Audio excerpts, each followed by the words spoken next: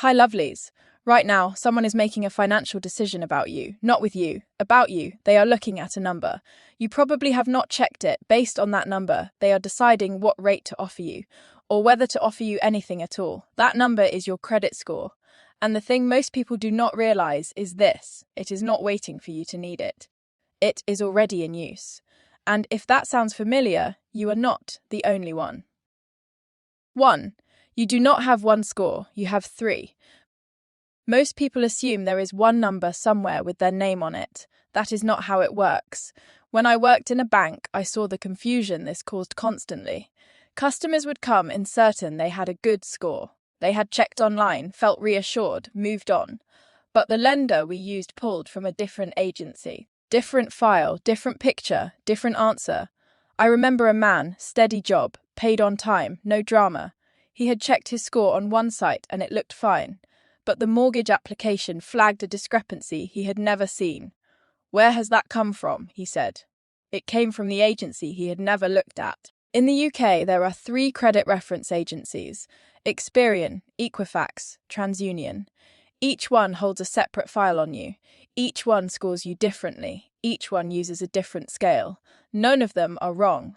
They are just not the same, and a lender can use any one of them. One simple way to start: check all 3. Experian, Equifax, and TransUnion all offer a free basic check. You may find 3 different numbers. That is normal. What matters is knowing what each one says. It is not a reward, it is a running record. Here is what most people think.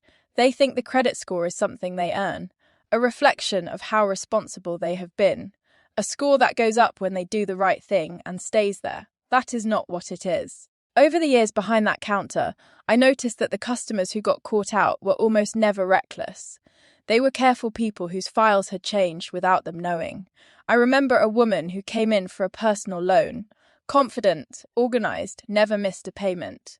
She had moved house twice in 2 years. She had not updated her address with her credit card provider. Her file showed a mismatch. To the system, something looked off. Her application was flagged. She had done nothing wrong, but the record only knows what it has been told. It is a live document. It updates when lenders report to it. It can change when you are not watching. And the version of you it shows to a lender may not be the version you think they are seeing. The score is not a reward. It is a record. And records need checking. It reaches further than you expect. Most people only find out how far the score reaches when it has already stopped something. She came in on a Tuesday afternoon, young woman, steady job. First time renting on her own. She had found a flat she liked, put in an application, and been turned down. She could not understand why. She was not applying for a loan. She was not asking to borrow money. She just wanted somewhere to live. The letting agent had run a credit check. Her file had some old marks on it from a period a few years back when things had been tight. She had moved past it, paid everything off, moved on. The file had not. She sat across the desk from me and said, quietly, "I didn't know it worked like that." Most people don't, because nobody tells you that the score follows you into decisions that have nothing to do with borrowing. It is there when you apply for a phone contract. It is there in ways you would not think to look for it. And when it works against you in those moments, it is rarely obvious. You just don't get the flat. You just get quoted a higher rate. You just get a no with no explanation that points back to the number. When I saw customers find this out, it was almost never through a lender explaining it. It was through a door that had quietly closed. That is usually how people learn how far it reaches. If any of this is landing as a surprise, that is the most common response I saw. Most people only think about their score the week before they need to borrow something. But here is what I noticed after years at that counter. The ones who got caught out were rarely the ones who had done something careless. They were the ones who had simply never looked, and what their file had been quietly recording in the meantime, without a single missed payment. That was often the part that cost them most. The quiet things that damage it. People know missing payments is bad. That is not the quiet part. The quiet part is what the system reads into behaviour that looks completely reasonable, making several credit applications in a short space of time. Each one leaves a mark, and a lender looking at 4 or 5 of them in a few months does not see someone being thorough.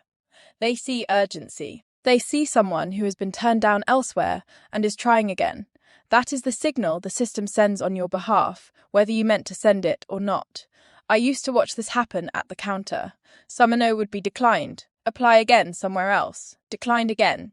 Each attempt to fix the problem making the problem slightly harder to fix. Being close to your credit limit every month. Not over it, just consistently near it. The system does not read that as managing carefully. It reads that as someone with no room left, no buffer, no slack. Someone in the system considers stretched. Even being off the electoral roll, it is one of the ways lenders confirm who you are. Not being on it sends a quiet signal of its own. None of these feel like failures from the inside. That is exactly what makes them dangerous. One simple way to close one gap today: check whether you are registered to vote at your current address. It takes a few minutes and it directly improves your score. Not checking protects you from nothing. This is the one that stayed with me most from my time at the bank. Over 2/3 of UK adults believe that checking their own credit score too often will damage it. That belief is wrong, and it has kept millions of people from looking at something that was quietly working against them. There are two types of credit search. A hard search is what a lender runs when you apply for something. That leaves a mark. A soft search is what happens when you check your own score. It leaves nothing. You can check it every week, every day if you want. It does not move the number by a single point. I remember a man who came in to remortgage. Same house for 8 years. Never missed a payment. No concerns. His broker flagged something on his file. An old student overdraft account he had forgotten to close. Still showing as open, still counting against him. He had not done anything wrong, he just had not looked. Now contrast that with a woman I saw a few months later. She had checked her credit report and found something similar. An old store card, still open, not used in years. She called the provider, had it closed properly, raised a note on her file. 3 months later, she remortgaged at a better rate than the first quote she had been given. Same income, same property, different file. The difference between those two people was not behaviour. It was whether they had looked. Not checking does not protect you. It just means you do not know what is already there. Does that feel like something worth 10 minutes of your time? One check today. Experian, Equifax, and TransUnion all offer free access to your file. ClearScore pulls from Equifax, Credit Karma uses TransUnion. Experian has its own free tier. No card needed for the basic check. None of this requires a big move, it requires one look. I think about that man at the counter. 8 years of doing everything right. Never a missed payment, never a problem he knew about. And all that time, quietly, a forgotten account was sitting on his file, being read, being counted, affecting decisions being made about him. He had no idea, and that is the thing about a credit score. It does not pause while you are not looking. It is in use right now.